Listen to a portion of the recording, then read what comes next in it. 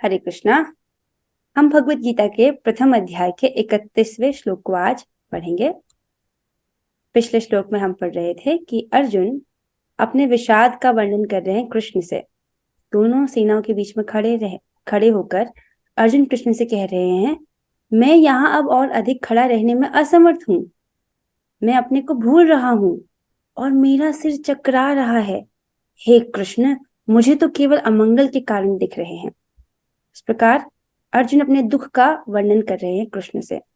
जिस प्रकार अभी अर्जुन दुख का अनुभव कर रहे हैं यहाँ पर, हम भी अपने जीवन में दुख का अनुभव कर रहे हैं। तो ये जो दुख अर्जुन को हो रहा है, ये देहात्मक बुद्धि जनित दुख है। देहात्मक बुद्धि जनित अर्थात जब जीवात्मा अपने आप को ये शरीर समझने लगता है, वो शरीर से संबंधित वस्तुओं को, लोगों को अपना समझने लगता है, उसमें एक प्रकार का अभिनिवेश, एब्जॉर्प्शन हो जाता है कि मैं यही हूँ, यही मेरे लोग हैं और ये जो मेरे आसपास रियलिटी चल रही है यही सब कुछ है। ऐसा समझ के चलने लगता है तो उसको इस प्रकार का दुख होने लगता है। और ये हमारे लिए कोई थ्योरी बात नहीं है, इसको तो हम हर दिन ही अनुभव करते हैं अपने जीवन में। अब इसको थोड़ा जो ये पिछले क्लास में हम सुन रहे थे ना, भयम द्वितीय अभिनिवेश तस्यात्, इसका क्या अर्थ है, हमारे भय का कारण समझ रहे थे हम। तो इसको आप समझिए, जब हम एक स्वप्न में होते हैं, एक सपना देख रहे हैं, तो ये रिसेंटली कल की बात है, मुझे एक बहुत भयानक सपना आया। उस सपने में मैं एक गांव में थी, एक अजीब से गांव में थी और बड़े अजीब से लोग थे उस गांव के, और जहां भी मैं जा रही थी वो मुझे देख के भयभीत हो रहे थे। और मैं उनसे पूछ रही हूँ कि क्या बात है, तो वो कह रहे हैं कि तुम्हारे पीछे कोई है। तो इस प्रकार मैं बहुत सारे लोगों से बोलती हूँ, मुझे देख के डर रहे हैं, वो कह रहे हैं मेरे पीछे कोई है। इस प्रकार से मुझे बहुत डर लग रहा है, समथिंग भूतियाना टाइप ऑफ सपना।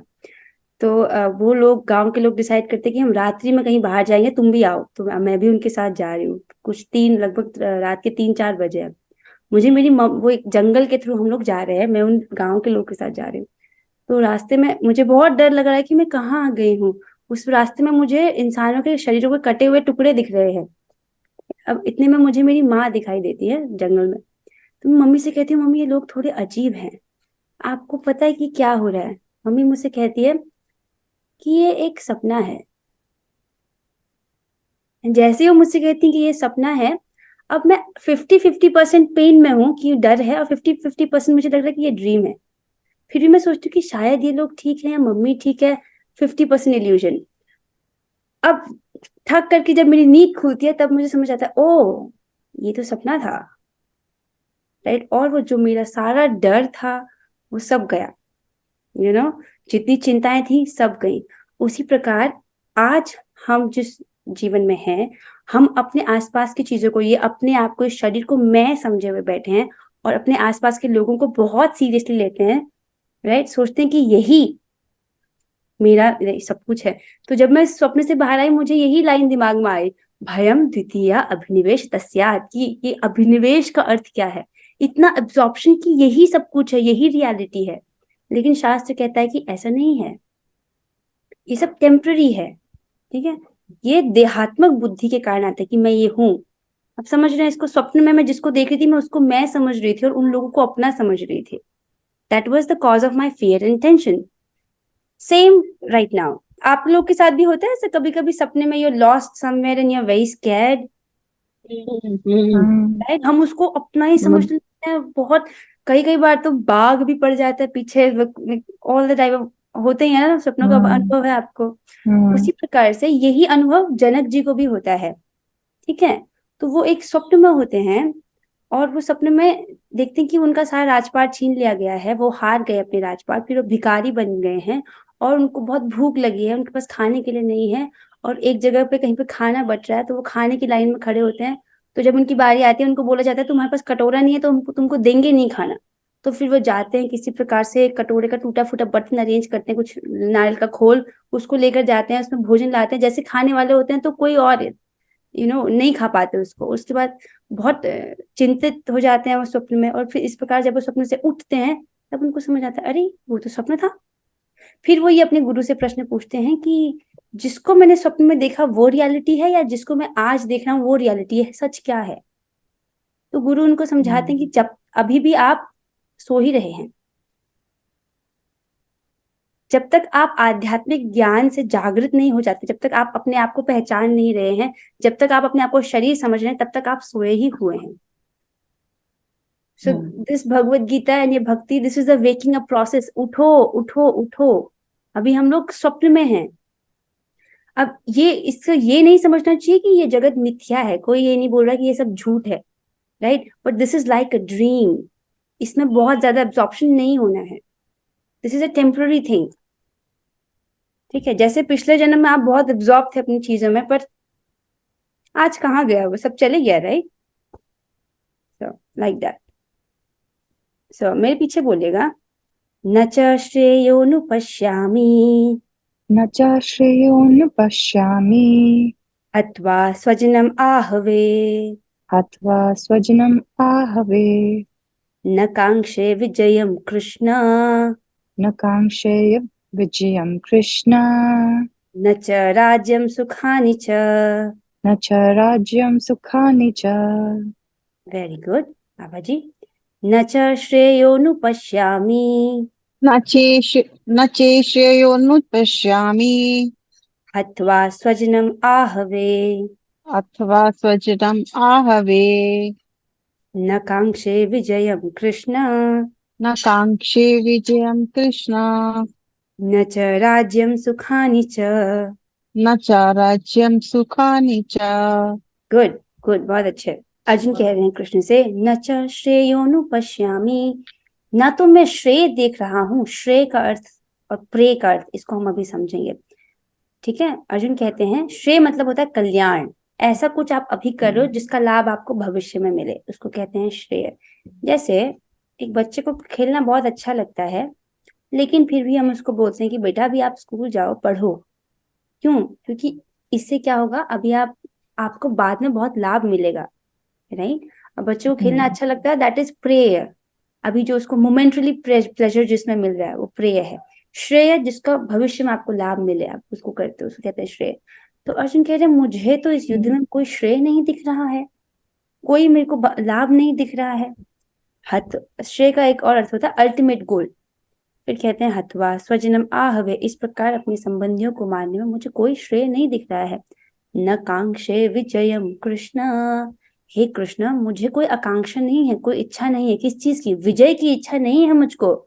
न च राज्यम सुखानि च, ना ही मैं राज्य सुख की इच्छा रखता हूँ।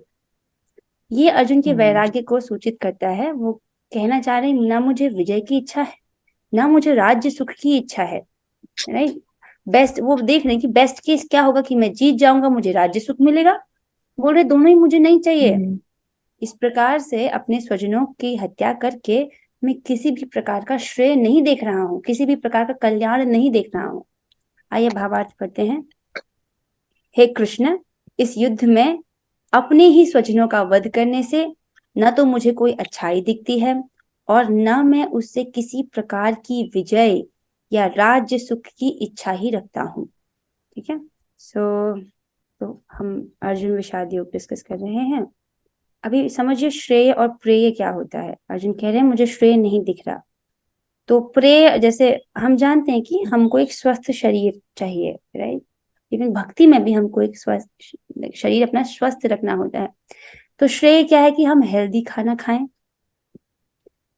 और प्रेय क्या है कि जो बाहर पे स्ट्रीट पे बहुत इजीली अवेलेबल है फास्ट फूड, वो खा लें, राइट, मोमेंटरी प्लेजर के लिए।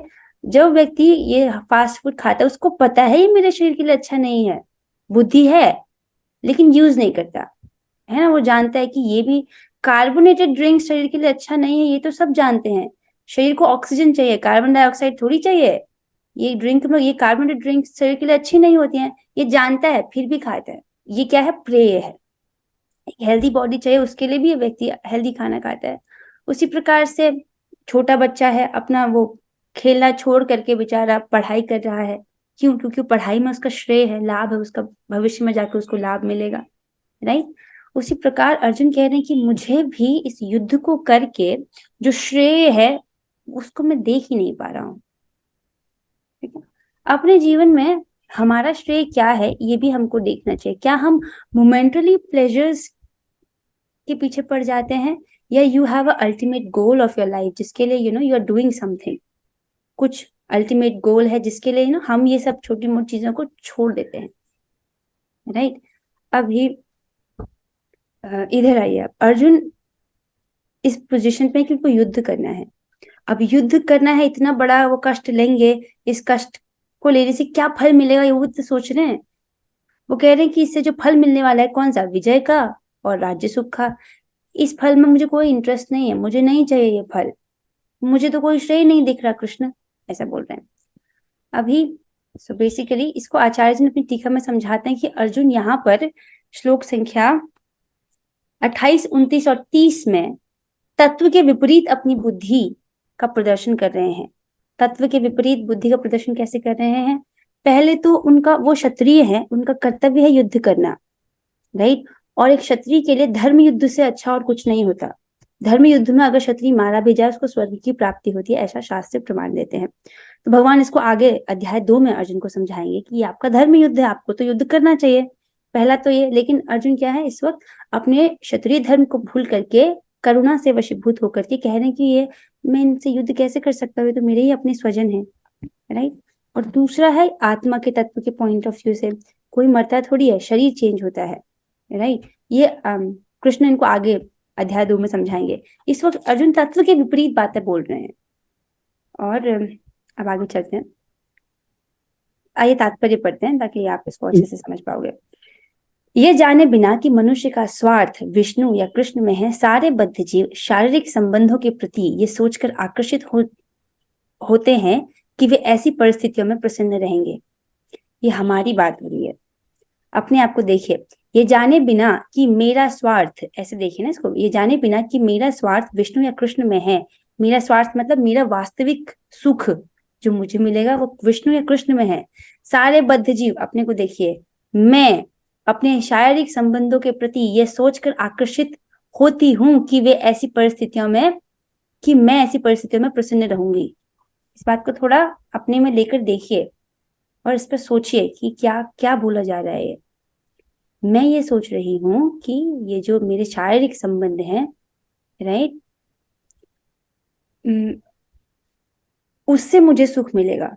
जो मेरे रिश्तेदार हैं, ये लोग हैं, मेरी फैमिली मेंबर्स हैं, इनको खुश करने से मैं खुश हो जाऊंगी, ऐसा मैं सोचती हूँ।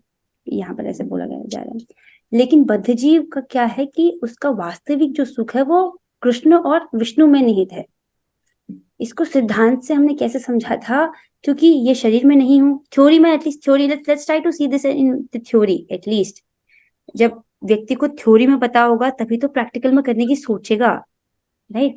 हमने थ्योरी में समझा था कि शरीर में नहीं हूँ, राइट। सेकंड लेयर क्या, मन, मन भी मैं नहीं हूँ, मतलब सूक्ष्म शरीर, मन बुद्धि अहंकार का, राइट। उसके बाद आती है आत्मा। सो आत्मा के बाद 2 कवरिंग्स हैं। तो जो स्थूल शरीर है, इसकी इंद्रियां कैसी हैं, भौतिक हैं, मटेरियल सेंसेस हैं, ओके। सेकंड लेयर पर आते हैं, सूक्ष्म शरीर है, उसकी भी इंद्रियां हैं, वो भी कैसी है, मटेरियल है, राइट। तो ये 2 लेयर हो गए। अब आती है आत्मा की इंद्रियां। हमने डिस्कस किया था, राइट। आत्मा की इंद्रियां होती हैं हार्ट, वो इसका एग्जांपल दिया था आपने, हार्ट ऑपरेशन में आत्मा हृदय से बाहर निकल जाता है, उसको सब कुछ दिखाई देता है। ऐसे काफी सारे नियर डेथ एक्सपीरियंसेस हैं जो रिकॉर्डेड हैं, यू कैन वॉच देम। सो आत्मा की इंद्रियां कैसी होती है, आध्यात्मिक इंद्रियां होती हैं, राइट। तो अगर हमारी इंद्रियां आध्यात्मिक हैं तो अपनी भौतिक इंद्रियों को सुखी करने से आत्मा कभी प्रसन्न संतुष्ट नहीं हो सकता है, क्योंकि आत्मा की इंद्रियां आध्यात्मिक हैं। वो सिर्फ स्पिरिचुअल चीजों से ही प्रसन्न संतुष्ट हो सकती है। अगर आप इसको थ्योरी में समझ रहे हैं ना, राइट। क्योंकि हमारी इंद्रियां आध्यात्मिक हैं, इसीलिए जो भौतिक सेंसेस हैं इनको प्रसन्न करने से हमको कभी वास्तविक सुख नहीं मिल सकता। At least this should be clear in theory. ऐसी देहात्मक बुद्धि के कारण वे भौतिक सुख के कारणों को भी भूल जाते हैं। ओह, ये क्या बात बोली है। जो ये बुद्धि है कि हम सोच रहे हैं कि शारीरिक संबंधों के प्रति ये सोचकर आकर्षित होते हैं कि वे ऐसी परिस्थिति में प्रसन्न रहेंगे, राइट। ये मैं शरीर हूँ, ये मेरे बच्चे हैं, ये मेरा परिवार है, ये मेरे रिश्तेदार हैं, इसको बोलते हैं देहात्मक बुद्धि। देह मतलब शरीर, और देह से संबंधित वस्तुओं, लोगों को अपना समझना, उसको बोलते हैं देहात्मक बुद्धि। ऐसी बुद्धि के कारण वो भौतिक सुख के कारण को भी भूल जाते हैं। मतलब हमको जो भौतिक जीवन में जो सुख मिलता है उसका कारण क्या है उसको भी भूल जाते हैं। अर्जुन तो क्षत्रिय का नैतिक धर्म भी भूल गया था, राइट। यहाँ पर अर्जुन अपना जो बेसिकली जो मोह में पड़ गए ना अर्जुन, वो ये भी भूल गए कि मुझे सुख किस प्रकार मिलेगा। अब वो क्षत्रिय हैं, राइट। दो ही ऑप्शन है, या तो युद्ध करेंगे या तो युद्ध नहीं करेंगे। ठीक है, मान लीजिए उन्होंने युद्ध नहीं किया। इस प्रकार के जो आर्गुमेंट दे रहे हैं वो आगे यही बोल रहे हैं कि मुझे युद्ध नहीं करना, आगे चल के बताएंगे इसको। अगर मान लीजिए अर्जुन युद्ध नहीं करेंगे तो क्या होगा, वो युद्ध के मैदान से पीछे हटे हैं, तो ये उनके लिए कितने बड़े अपमान की बात है। कोई क्षत्रिय युद्ध में मर जाए वो उसके लिए बुरा नहीं है, लेकिन युद्ध में पीठ दिखाकर भाग आए ये उसके लिए बड़े अपमान की बात है। तो इस वक्त अर्जुन जो उनका सुख है उसका कारण भी भूल गए हैं, अपने नैतिक धर्म को भी भूल गए कि मैं इस वक्त क्षत्रिय हूँ, मुझे युद्ध करना है। राइट। तो इस प्रकार जब हम मोह से ग्रसित हो जाते हैं तो हमारा सुख क्या है इसको भी भूल जाते हैं। आगे कहा जाता है कि दो प्रकार के मनुष्य परम शक्तिशाली तथा जाज्वल्यमान सूर्य मंडल में प्रवेश करने के योग्य होते हैं। तो ये शास्त्रों से एक चीज कोट करें प्रभुपाद जी, दो प्रकार के मनुष्य हैं जो सूर्य लोक में प्रवेश कर सकते हैं।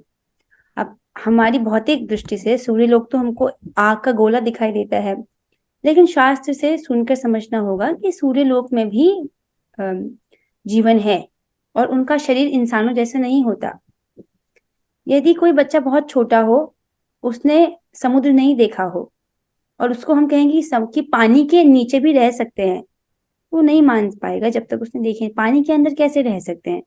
पानी के अंदर रहने के लिए अलग प्रकार का शरीर चाहिए। जैसे समुद्र में व्हेल मछली का शरीर देखिए, जेलीफिश का शरीर देखिए, ऑक्टोपस का शरीर देखिए। तो समुद्र में रहने के लिए उस प्रकार का शरीर चाहिए। अगर हम इसी शरीर में समुद्र में रहने का प्रयास करें तो वो हमारे लिए संभव नहीं है। ये हम इसी जगत में देखते हैं। उसी प्रकार सूर्य लोक में भी जीवन है, पर वहां जाने के लिए तेजोमय शरीर चाहिए। तो वो लोग दो प्रकार के मनुष्य होते हैं जो वहां पर प्रवेश पा सकते हैं। कौन? एक तो क्षत्रिय जो कृष्ण की आज्ञा से युद्ध में मरता है।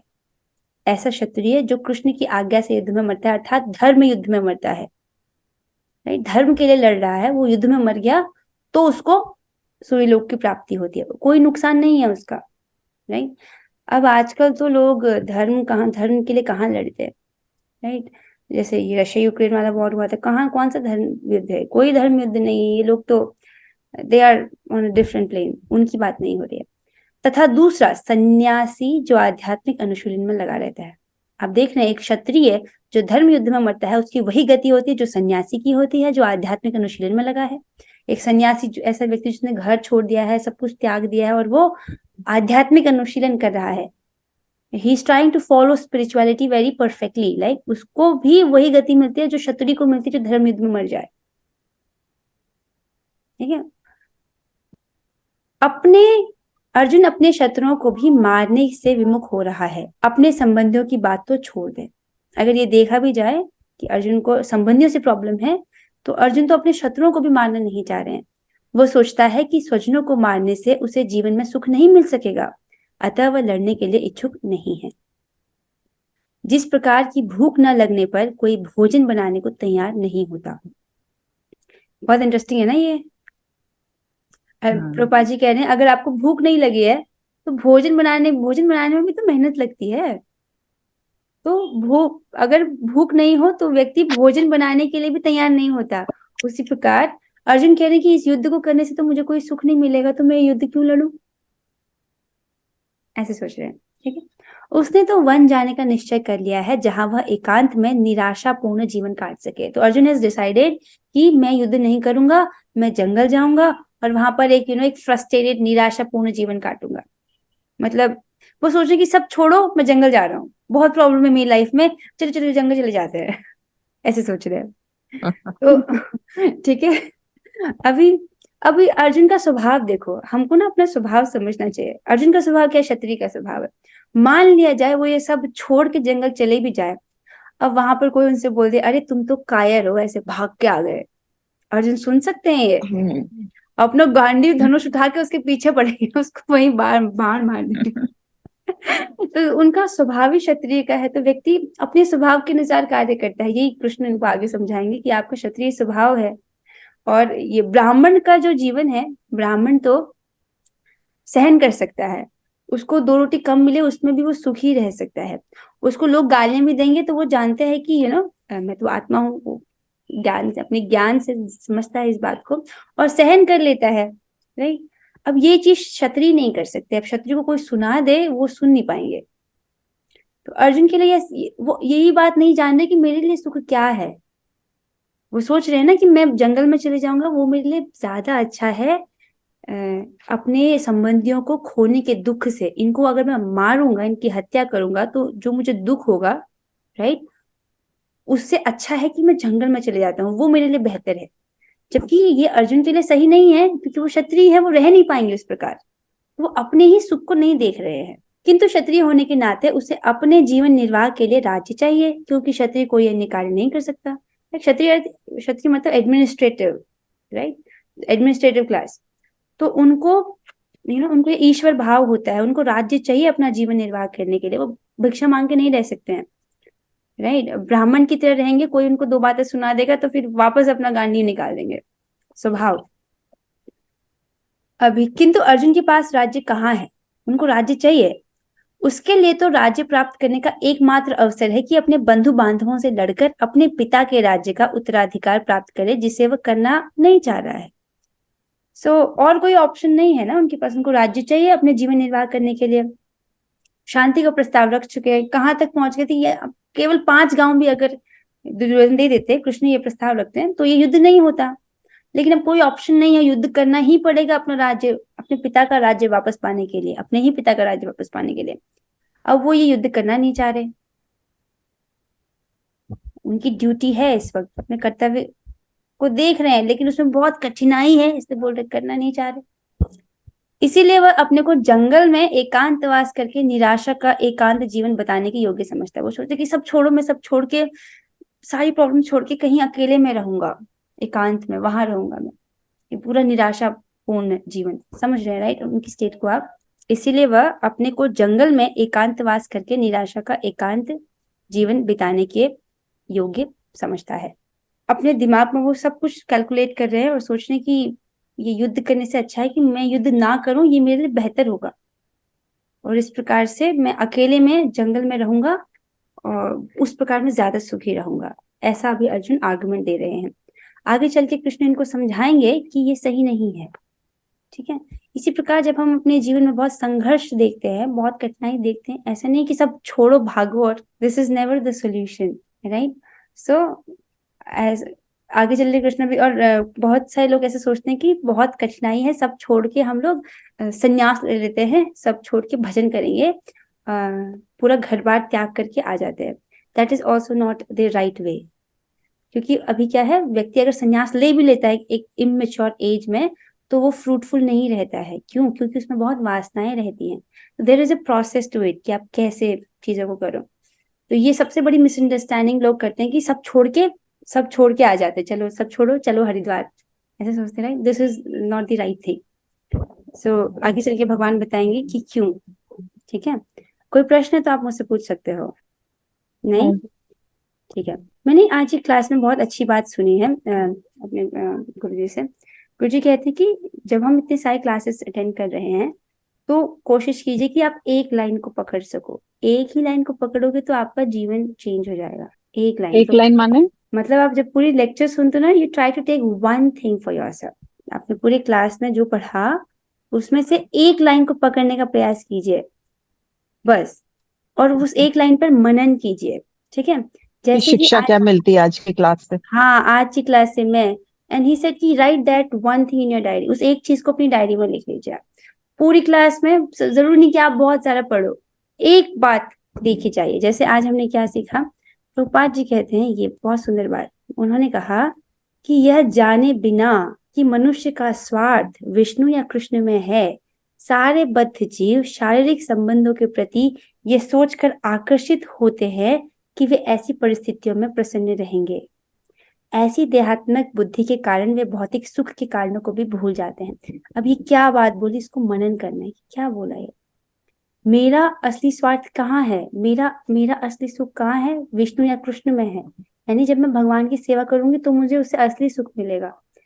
इसको मैं नहीं जानती हूँ, ये जाने बिना, इसको मैं नहीं समझ रही हूँ इस वक्त। और क्या समझ रही हूँ, सारे बद्ध जीव यानी हम सभी, यानी मैं, शारीरिक संबंधों के प्रति, जो मेरे आसपास जो फिजिकल रिलेशंस हैं, जो मतलब जो लोग हैं, जो रिश्ते नाते हैं, उनसे हम आकर्षित हो जाते हैं और ऐसी परिस्थितियों में हम प्रसन्न रहेंगे ऐसा सोचते हैं। तो यही हमारी क्या है, ऐसा सोच के हम अपने ही सुख को नहीं जानते हैं। जिस प्रकार अर्जुन अपने ही सुख को नहीं जान रहे इस वक्त, हम भी अपने सुख को नहीं जान रहे हैं। अब इसको देखो, क्या ये सच है? मैं अपने जीवन में इसको देख सकती हूँ कि नहीं? मुझे क्या लग रहा है कि हाँ, कृष्ण इंपॉर्टेंट है, लेकिन कृष्ण से भी ज्यादा इंपॉर्टेंट क्या है? मेरा परिवार। और हम क्लासेस भी क्यों अटेंड करते हैं? व्यक्ति क्लास भी क्यों अटेंड करता है? वो सोचता है कि हाँ, ये सब इंपॉर्टेंट है, ये मैं इसलिए सीख रहा हूँ ताकि मेरी जो मटेरियल लाइफ है वो इम्प्रूव हो सके। अगेन दिस इज देहात्मक बुद्धि। ये कैसी बुद्धि की बात हो रही है, इस पर मनन करें। तो एक लाइन क्या है कि हमारा स्वार्थ विष्णु और कृष्ण में है। इतनी बात आज घुसानी है कि मेरा स्वार्थ क्या है, भगवान कृष्ण की सेवा में है। इस बात को समझिए। और इस वक्त मैं क्या सोच रही हूँ कि मेरे आसपास जो संबंध हैं, जो लोग हैं, इनसे मैं आकर्षित हो रही हूँ, इनको प्रसन्न करके मैं सुखी हो जाऊंगी, ऐसा मैं सोच रही हूँ। और ऐसा ही सारे बद्ध जीव सोचते हैं और अपने जो सुख है कारण को भी भूल जाते हैं। This is the one thing, you take it and you think about it. कुछ बोला आपने? लेकिन वो भी तो कर्तव्य, हाँ मैं बोल रही हूँ, वो भी तो हमारा कर्तव्य है ना। हाँ, किसी ने आपको नहीं बोला कि आपने कर्तव्य को हम्म, छोड़ दीजिए, बट यू डोंट थिंक कि इनसे आपको सुख मिलेगा। यू डोंट एक्सपेक्ट कि आप इन लोगों की सेवा हाँ कर रहे हो, इससे आपको सुख मिलेगा। यू डोंट एक्सपेक्ट कि हाँ इससे मुझे प्रसन्नता मिलेगी जीवन में। ऐसा हाँ होता है ना, हम पूरा हाँ। जीवन झोंक देते हैं दूसरों के प्रति और सोचते कि हम्म। इससे मुझे सुख मिलेगा। ये एक्सपेक्टेशन रॉन्ग है, ये बोला जाए। रॉन्ग है, हाँ समझ रहे हो ना? जीवन भर एक रॉन्ग हाँ। एक्सपेक्टेशन में जिएंगे तो क्या मिलेगा? फ्रस्ट्रेशन। ठीक है, इसको मनन ठीक है। कीजिए, एक बात लीजिए, उसको घुसाइए, उसको सोचिए। ये तरीका है शास्त्र पढ़ने का। अब हम इसके साथ क्लास को आज यहीं पर विराम देते हैं। हम 3 बार हरे कृष्ण महामंत्र करते हैं। Let's do together.